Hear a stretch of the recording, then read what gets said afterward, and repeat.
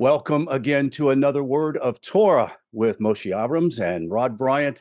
He is in Israel. I am in Houston, Texas.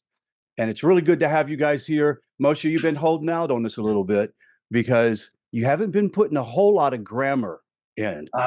So do you think maybe you want to mix a little in today? Kind of help introduce people to it. If we haven't lost anybody yet, now's the time to lose them because, you know, go take a nap after this or something.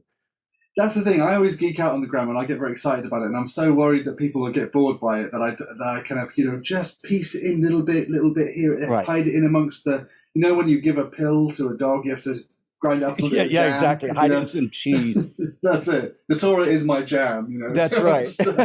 We're going to mix it in and give it to you. But one thing that's really nice about the grammar is, sometimes you're just reading the story. But then sometimes you think, oh, hang on, that word isn't doing what it normally should do.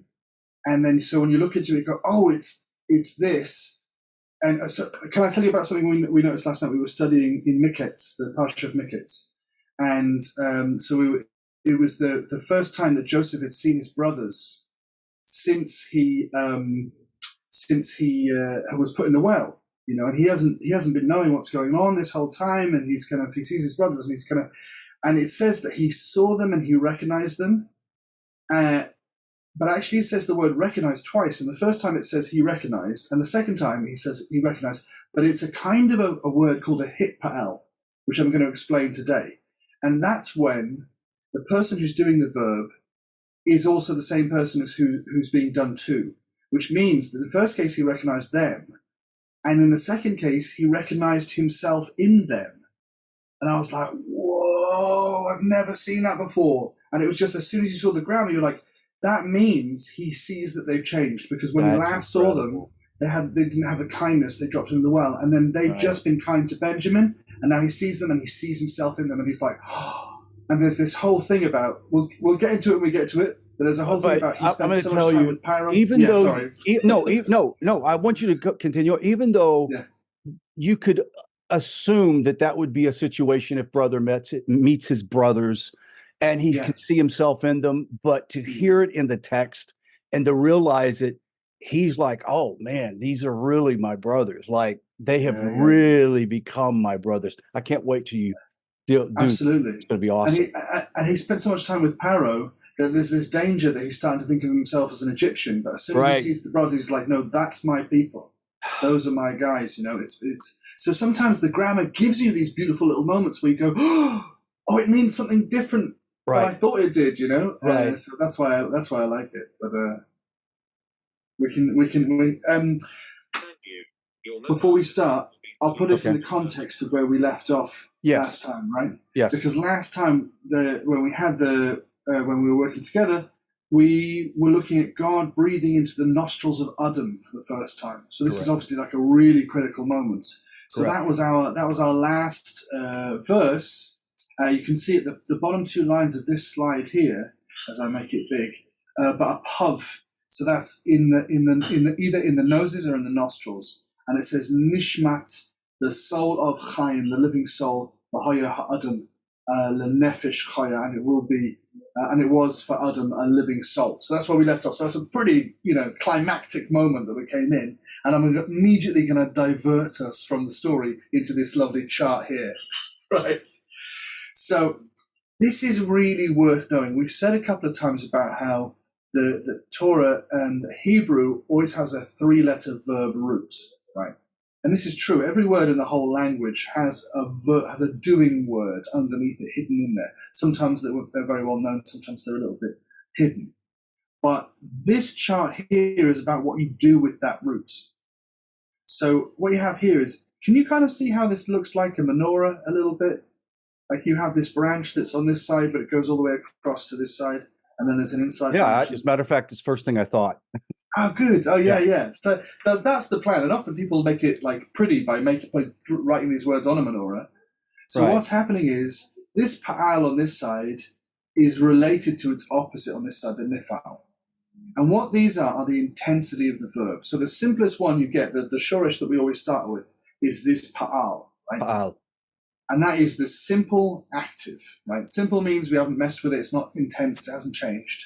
And active means if someone's doing the verb, we're focusing on who's doing it. So that means to say, if the boy cut down the tree, we know the boy did it. Right. But the passive, instead of focusing on the boy, we focus on the tree. Mm-hmm. So instead of saying the boy cut down the tree, we say the tree was cut down. So we're focusing on the tree instead of the boy. Instead of the action itself. Yeah. Well, we always know the action, right? But one person does an action to another person. Right. In the active, we're focusing on who's doing, mm-hmm. and in the passive, we're focusing on who's being done to. So that means we can take a word like akal, to eat, and that's the pa'al. But if we make it ne'akal, it's to be eaten. Mm-hmm. And suddenly we're still talking about eating, but the the intensity has changed, right? And then we have intensive, right? So we go from a pa'al to a pi'el. And what happens to achal, it comes ichel. So the vowels match. Mm-hmm. Right? And when that becomes intensive, instead of about eating, it means to corrode. So that's like an acid eating metal is more intense than, Moshe eating a sandwich. Gotcha. Right? So one of those is definitely more intense than the other, right? Right. And then you have a causative, and that's to cause someone else. So if it's eating, it's mm-hmm. causing someone else to eat, which is feeding, Right. So if you take the pa'al achal and you make it a hifil, which is he'akil, we take the extra hay and the extra yod and we add it to the achal, so it makes it he'akil, and that's a feed. Now, I'm just going to introduce this as what I've said today. I'm going to give this as the first little tidbit, the first little taster, right? And we're going to come back to this a few more times in the future and start to spot where this is, because it's so dry, it's too much in one go. Gotcha. But what it's going to be is we're going to start looking out for the extra letters. The pa'al is pei, ayin, lamed, right? So it's just 3 letters. The pi'el is the same thing, but with changed vowels. Like sometimes there's a yod stuck in there. The hifil, 1, 2, 3, 4, 5 letters, so it's 2 extra letters. So when there's an extra hey and an extra yod, I'll make them purple in the slides. That means it's causative. Okay. So those are the ones we're going to look at, and we'll come back to the passive ones later. So the passives are the nifal, so there'll be an extra nun. Right. And the pu'al and the hufal, pu'al is going to have, you see this diagonal u vowel? Mm-hmm. Yeah. But when it has that, it's definitely passive. It might be a pu'al. But if it has that vowel and a hey, then it's a hufal, and that's a causative passive. So if hekil is to feed, huakal is to be fed. Right? Right. I would like to be fed. Bring the grapes to my mouth. Yeah. And the last one I'll just mention in passing is this hit pa'el. Any of the verbs that start with hit something, that's the reflexive. And what that means is it means the one who's doing is doing it to themselves. So I'll give you an example. The crowd gathered the apples. That's a simple thing. Gathering apples is a simple activity. Yeah. But the crowd gathered, they're gathering themselves. Correct. Like they're assembling. So right. That's reflexive because they're doing it to themselves. So in the future, we'll come back to this. We'll look at this with a little bit more detail, and we'll look about how you can take these one, make little changes to say who's doing it and when. Right. But for the moment, it's enough to know that this exists. And the really cool thing about this is if you learn one root and you know how this works, suddenly you've learned seven words. So, you level up. You're gaining words much quicker than you think you are. Right. So that'll do for now, and we'll that's just the binyanim, and that's just to introduce that exists. But now let's get back into the Torah, and if we spot one as we go, we've discovered something, right? Okay, so this is right after God has breathed life into Adam, and it moves on to this idea here. We have a new verb, which is yita, right? But the root of vayita is only 2 letters. Yeah. Now, how many letters are we supposed to have in a root? 3. Right. So something's missing. 3. Now, we've mentioned in passing that there's such a thing as a weak letter, right? That a hey or a nun can be weak, and that just means that they're such gentle sounds that they can just be squished out of a word. So I think this has got a weak letter. There's something missing either off the beginning or off the end. Probably if it's off the end, it's probably a hey that's missing. If it's off the beginning, it's probably a nun that's missing.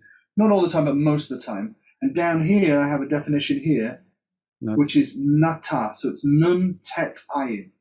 And that's to plant, fasten, fix, or establish. So where we have yita, the nun's missing, but there's the same word as nata, nun tet ayin, tet ayin. That means yita would mean he will plant, fasten, establish, or fix, right? But when you put a vav, a tense flipping vav on there, it means past tense. Right. He planted. He planted, yeah. And then after the verb, we get who did it. So we have Adonai Elohim. Mm-hmm. Right? We're going to next time I think we'll talk about this name for God and why I'm always saying Adonai instead of sounding out these letters that are here. Yeah, some people may not understand or know. Yeah. It's a very special word, and so it gets a different treatment to every other word in the whole language. It's actually our most prized possession, strangely. Just how could that be a word? But it's a beautiful thing. So V'yita Adonai Elohim, God planted Gan Ba'aden. Right? Mm-hmm. Now, at a guess, your antenna is already twitching. Like you probably already homed in right on what that is. Right. So it's true. A gan is Hebrew for a garden. Right. And I wonder about the causality of that.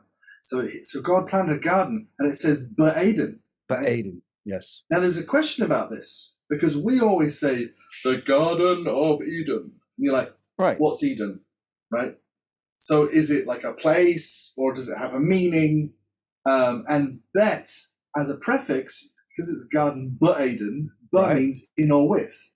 Right. So it either means God planted a garden in Eden, like Eden's a place and that's the name of the place, or with Eden, if Eden means something. But if we zoom in down here, Eden means pleasure. Right.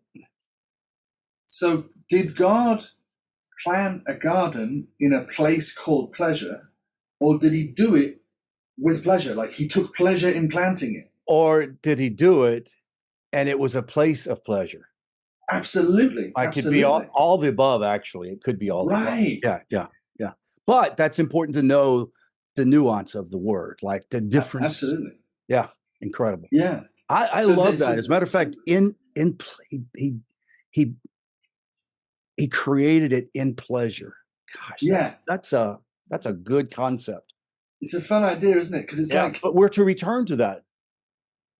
Yeah, a righteous person dies, that you return to Gan Eden at some point. Right. That's the ideal. That you can kind of trust God to make the natural world come about in a way which is balanced and healthy and not corrupted and just has everything you need kind of thing. It's almost like the spiritual womb where you're provided and protected for and nurtured. Right. You kind of have to come out of that to have this kind of scary, exciting, adventurous life, but then eventually return to this kind of perfect state.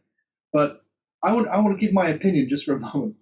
I lean away from the idea that this is a place called Eden just because nobody started naming places yet. Like God hasn't started naming places like this is London and this is Houston and things like this. So I think it's more likely that, like you just described then, God used pleasure or took pleasure in doing or intended it for pleasure. I think it's more likely to be that quality. But we're so used to... I would agree. Yeah, maybe. We can sound it out as we go through, right? See if there's any more clues to absolutely, yes.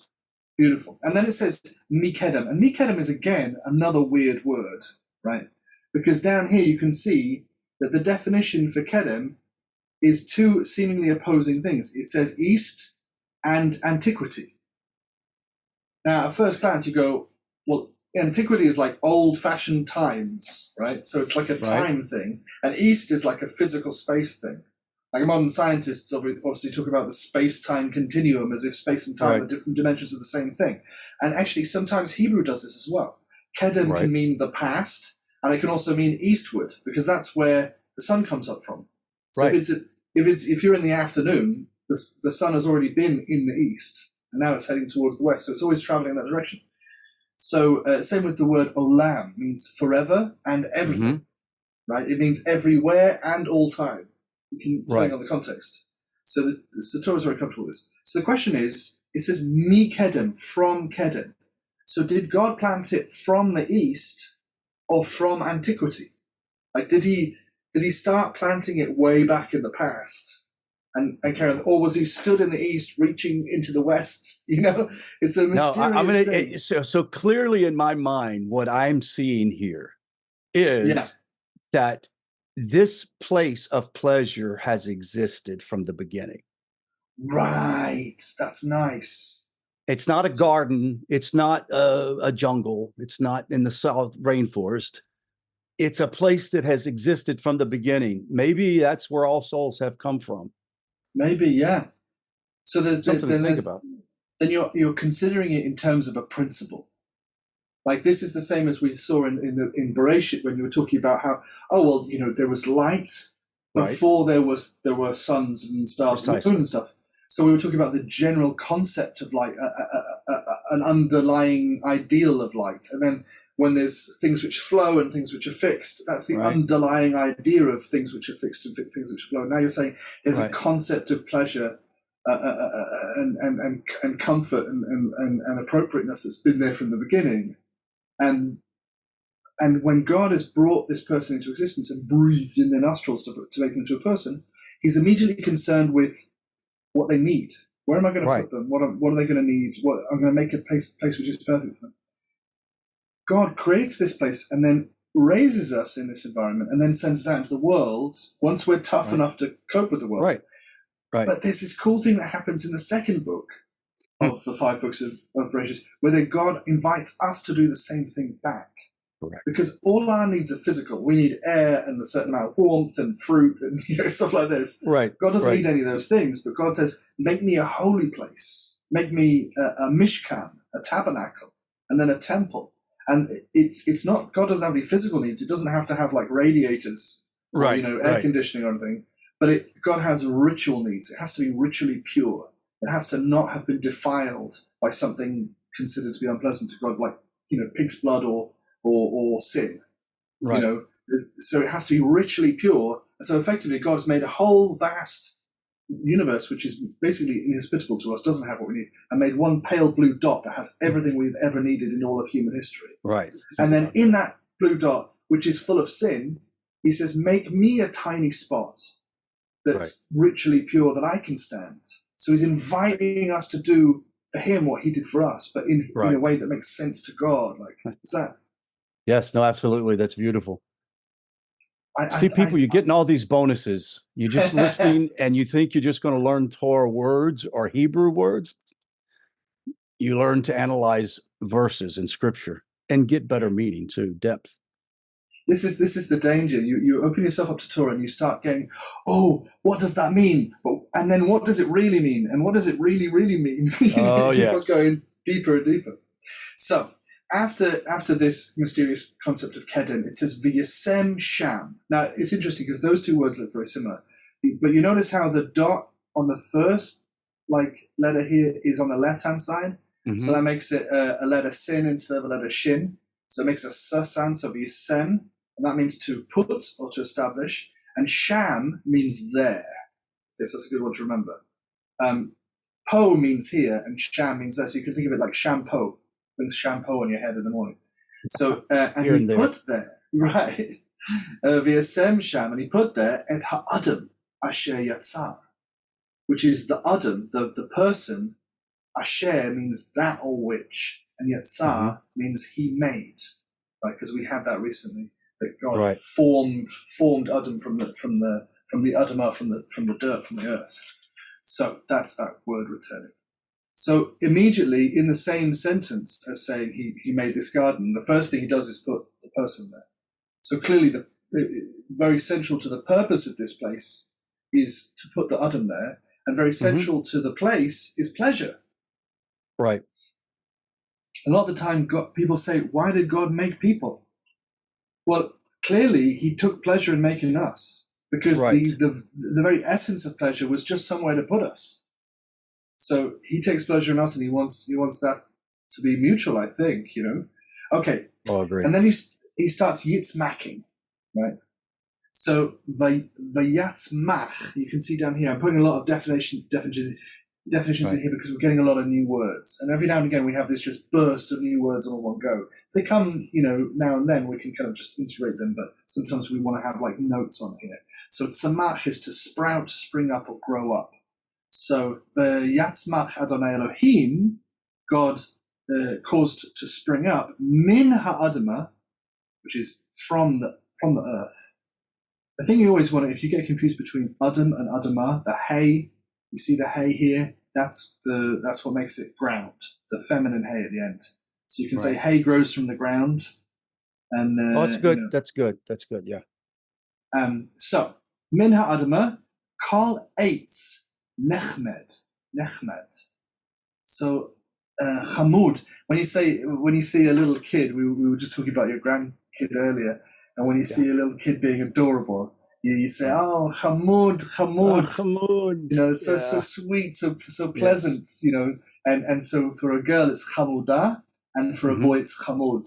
And nechmed is from that as well. It's like pleasant. It's like enjoyable. But we're talking about here kol eitz, all trees that were nechmed. Lamareh. Now we've spoken before. This hay on the end doesn't actually need to be blue because the root of this word is ro'eh, which is the root to see. Oh, okay. And so we've got two prefixes in the beginning of this. We've got ro'eh, which is to see. We've got the lamed, which means 2 or 4. So 2 or 4 seeing. But this mem here has got a funny function. When you stick a mem on the beginning of a word, it can do two things. It can mean min, like mikedem means from the east, or it can mean ma, which is what. And the example I always give is that the word to open is poteach, right? Poteach. But if you ask what opens in Hebrew, you say ma poteach, and the answer is a mafteach. The word for a key, the word for a key literally comes from what opens. Interesting. That's good. What opens? A key. And so this is what is seen. Mareh is the word for appearance, right? So when it says kol eitz nechmad lamareh, it means all trees that are pleasurable in their appearance, or a pleasure to look at, that kind of thing. Right. And it says v'tov, and good, lama'achal. And this is my favorite. This is probably the most important verb in the Hebrew language to me. Achal is to eat. Right? This is the pa'al, the simple active version. If we have the binyamin, this is the root of everything. Achal is to eat. But then the lamed means 2 or 4 eating. And ma'achal, this ma turns it into a noun. It turns it from the verb to eat to the noun, which is what is eaten. Ma'achal, what's eaten? Ma'achal, food. So it's all the trees which are pleasant in their appearance and good for eating. So that's the first thing that God caused to grow up, the beautiful, tasty trees, right? So notice that it says that it's the trees are good, like sweet, good for eating, not the fruit. Right. Like we know that God has been dealing with trees that have fruit because it mentions in the first 6 days of creation. But now he's talking about something else. He's springing up something just seems to be specific to the Gan Eden. Right. We talk about what tree could it be that is very essential to Sukkot because we're told that the good tree and they want to connect it to Gan Eden. And so the thought is that because if you take an etrog tree, the actual tree itself smells like the fruit. The actual wood has the fragrance as if you could eat this tree and it would taste like that. So they say that's the closest to the kind of trees that we had in Gan Eden. So that's the one we want to use for Sukkot because it's this fragrant tree that's been there from the beginning. That makes sense. And just like you said, this underlying idea of pleasure being a place you can visit.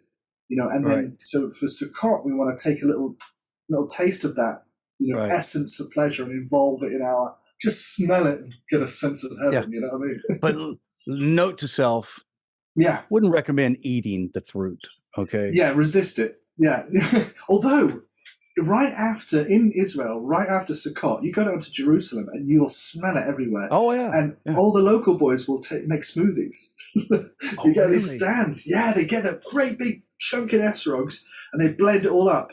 And there's I had a grapefruit yesterday off a tree in an orchard in near There's Rosh nothing like Hashanah. that. Wow!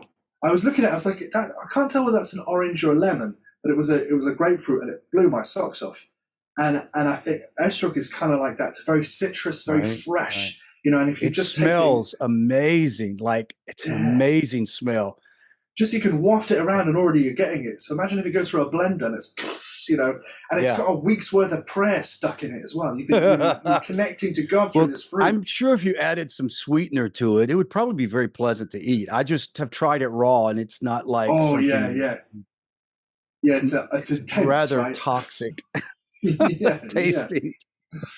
Well, this maybe after Sukkot, pop around and we'll go down to Jerusalem. There you go. We'll do a live taste testing, like an unboxing. There you go. Right? Wicked. Okay, so then it mentions a couple more trees, and these trees turn out to be super important. It says, "Ve'etz hachayim, batok hagan." Now, tevak is the middle of something, and bet means in or with. So this is batok, in the middle, hagan. So this particular tree is the Eitz Chaim. Now, immediately, you know, this throws our antenna up again, right? That Eitz HaChaim is the tree of life. Correct. Now, it's very easy to forget about this tree because a lot of the time we're so focused on the tree that gets everyone in trouble, right? Which is the tree of the knowledge of good and evil. This is something different. This is the Eitz Chaim, the tree of life. That's like in the U.S. when we're telling somebody to go down and go 3 red lights. Why don't we call them signal lights or green lights? They're green as often as they are red, but we will say the 3 red lights. On the 3rd red light, take a left. Right. It's like this. It's like it's kind of self-explanatory, but why would you say red light and the same thing with this word here? Does that make sense or no? The Eitz Chaim? Eitz Chaim. Yeah. So the tree of life, we've ignored the tree of life because we're always talking about the tree of good and evil. It's like we're focusing on the tree of good and evil, but there's a tree of life here that we haven't talked much about. Yeah, and through the story that the Torah tells about it, it focuses on the tree of knowledge of good and evil as well. And at the last time, it just mentions, it just sprinkles in there the knowledge of this tree of life. And it's like, you make a really good point because the subtlety of it kind of draws you in a little bit, doesn't it? When you realize how many times have I read this and I haven't focused on it. Just like in the scroll of Esther in Purim, God's name isn't mentioned. All the way through the scroll, you don't see God's name. But there's hints about God absolutely everywhere. And then so you end up looking for those hints. The more subtle God is in the text, the more you want to find him in there, Yeah. The Eitz HaChaim, and the tree of life, but toch again in the middle of the garden. So central to pleasure is life, right? If Gan Eden is the concept of pleasure, then right in the middle of that is life is in the middle of it. Right. And then it says Ve'etz hada'at tov v'ra. And of course, Eitz is tree. Da'at, you keep in your rush. Da'at is knowledge. Tov v'ra, good and evil. So right in the initiation of this concept, God's got a person, brings life in his nostrils, and then he sets up this garden, maybe with the other hand, blah, blah, blah, blah. And from the beginning is this idea of the trees which are pleasant to look at, the trees which are pleasant to eat. So he's talking about his physical needs, and then the tree of life and the tree of knowledge of good and evil, where he's planning his spiritual needs, because he's going to need to, as part of this creature's time in this garden, he's going to engage with all of these things. So it's I can't remember, some great film director once said, if there's a gun in a scene, at some point it will go off. Like it's not there by accident. As soon as you see it, what point would there be? Right. And that's the same with Torah. Torah puts these things in, and sometimes you go, oh, I don't remember what's going back to that. And you're like, oh, it's there. Like everything means something, So beautiful. Now we're going to go through a weird kind of sideline now, and I just want to introduce this, and maybe we can finish it off next session. But we go into this weird little tangent, which I don't get me wrong, I'm not besmirching it, it's just something that I have been interested in because I can't fathom it. It starts talking about rivers. So we're here in the Garden of Eden. We've got the person. We've got these trees. Something's about to happen, and suddenly it says Vahanahar, and the river Yotzei Me Eden. It's to go out from Eden. In fact, this word Yotze, it's the same bracha as we say over bread. Hamotzi lechem min haaretz, to bring out the bread from the earth. It's also the same as Yetziat Mitzrayim, the exit from Egypt, right? And it's also, you'll see it above a door in a pub in Israel on a green sign, Yetza'ah. It's the exit, right? So it's this river exits from Gan Eden, and it says, Lahashkot et Hagan. This is a bit confusing because there's a couple of different things going on here. You can see that the root here is shakar, to give, drink, irrigate, or drink, right? Lahashkot is plural because it's giving drink to more than one thing. It's irrigating more than one thing. And it's saying that it's giving drink to the garden, this river is. Umisham, and from there, yiparade, it splits or separates, right? It divides up. And v'haya, and it was la arba roshim, for four. Arba is four. Roshim, Rosh is head, and Roshim is heads. So I'm really confused by this river because it tells us about it going out. And first thing it says is Shakar, and we'll see when we get to the story, first of Hagar, and then later of Damascus Eliezer going and finding a wife for Yitzhak, and then later, a generation later, in the time of Rachel, that Yaakov shows his love for Rachel by giving her water first, that we associate Shakar to irrigate with kindness. Whenever we see someone giving water to someone in Torah, it shows that they're a kind of person of kindness that thinks about the needs of others, that has the essence of Abraham and God in its heart. And then we even see it inverted, because when Joseph is put in a dry well, that's the symbol that they should have showed him kindness, but instead they showed him dryness. But the first time this word Shakar is mentioned is here with this river. So we have the garden of pleasure in the middle, and we're taught that in the middle of it, the garden is the tree of life. Right. We're being given these underlying principles, but from this garden of pleasure, out goes these rivers that's purpose is perhaps kindness. It certainly brings water outside of the Gan Eden and into the world. And maybe that's one of the principles, that if you have pleasure, it must be rooted in life and kindness and, sure. And, pleasantness. But next video, we're going to look at what these rivers are, where they go, and what they do. And I don't think we understand today what the Torah is telling us about these rivers. There's a little bit of commentary on it, but I think it's one of those mysteries that we are eventually going to be given. Yes. Let me tell you, whenever I read, when I read this part of the verses here where we talked about the tree, the garden, and this, and the river, there's something coded in that. I'm telling you, I know my mind keeps telling me this is much deeper than talking about a physical place somewhere that people think, well, maybe it's in Mesopotamia, maybe, right. It's beyond that. There's something being described. When I heard you describing the river goes or exits Gan Eden and it splits into four, doesn't that sound like the chambers of the heart? You have your arteries that split out. It brings life to the rest of the body. I mean, like, there's so many things here that my mind is whirling. Like, I need to sit actually and meditate on that verse for a while. Yeah. Because and it's just read too it and big. read it. Yeah. Yes.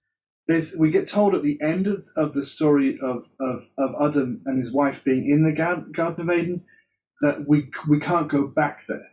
Like there's this barrier and these characters who stop us going back. And I think that so long as they're there, I don't think we're going to be able to understand that. But that's not to mean that we shouldn't try. No. We absolutely should try, because you can discover all kinds of things by looking. But sometimes when when you're about to make a discovery in Torah, you've been reading this thing and you think, oh, there's something here, and then you suddenly understand it. You go, oh, And I feel like I'm getting the first bit where I'm like, there's something here, and I'm not going to get the ooh. I'm at the same place because you're reading this, and I'm typing notes here, trying to be cogent in my notes while trying to listen, because there is something here that's bigger, and I need to go to it. So maybe I can do some homework before we come back. Great. And we can talk about this, but I just find it fascinating that this seems to be an explanation that is other dimensional. Like, are you understanding? Totally. Because it sounds like it's describing a map, right? It mentions specific rivers that we know, but they don't connect, right? Right. And so you're like, how could it be that the Torah is saying they connect when they're not connecting? But when we talks about the cheruvim, the cherubs who are guarding Eden, it has this really weird description of the sword at the hand that's turning in on itself like a tesseract. It's like something which is kind of folding. And I'm listening to going, what are you describing? Like, I cannot get my head around what it's describing. So I wonder if it's a dimension thing. That's it. I'm thoroughly convinced that when we die, there is the opportunity of you returning to that some dimensional space. Why would it not be that dimensional space? Maybe that's when it makes sense. Maybe you look at it from that slightly different angle and you go, oh, I had to look at it from over here. And now I can see all the parts are like, Yes. Because clearly, we haven't found anywhere in the world a couple of angels guarding the door of a garden. Right. We couldn't. And I think, so can I add a little please. This is just a personal theory. So space-time, from the perspective of scientists, going forward in time and going back in time, it's the same thing. It's all the dimension, right? Right. But we as humans can remember the past, but we can't remember the future. And I think that's a kindness that God's given us, because you can't have free will if you know what's going to happen. Absolutely. Right? So the fact that we can remember the past means we can learn from the things we've done. Can't remember the future means that we get a choice about what we do next. Right. And I think this might be one of those things that if God puts unequivocal proof in the world, you don't get any free choice about whether or not you connect with God. There's no. If God's sat out there selling tickets to the temple or to heaven, like everyone's going to go buy. Who's not going to buy a ticket, right? Right. But so long as there's certain mysteries, certain clues and certain mysteries, then it's down to the individual person to kind of say, I think this is for me. I want to find out the root of this. I want to get closer. I want to, but I think that was part of the deal. I really do believe it was part of the deal when we came here. Like when we were put into physicality, that we had this agreement. Look, we don't need to know where we came from and what happened then, because we cannot have free will and we cannot have this full experience of living in this physical world with all of its limitations, yet still connect to the divine. Like it's a great, like we are participating something in an experiment or whatever, but it's like the pleasure of the world. To be able to come to physicality is one of the greatest challenges. Not the angels don't do it. Yeah, absolutely. It's obviously not available to every, being out there. Yeah. We're the bridge between the two, because foxes and octopus and badgers and bears, they get the physical experience. They get the earthly experience, but they don't get the spiritual. We get the spiritual and the physical. And we have to. Our responsibility is to bring the two together, elevate. And the great pleasure that comes from connecting those two in your life is indescribable. And I'm not talking about a religious thing. I'm talking about a divine connection to the source. Like that is a powerful feeling to have. It's the knowledge. It's everything. Absolutely. So if we went out of time, are we out of time? I think maybe we close up this one and then we we'll pick up next week. Okay, good. Yeah, wonderful. Okay, until next week. Shalom, guys. We'll see you.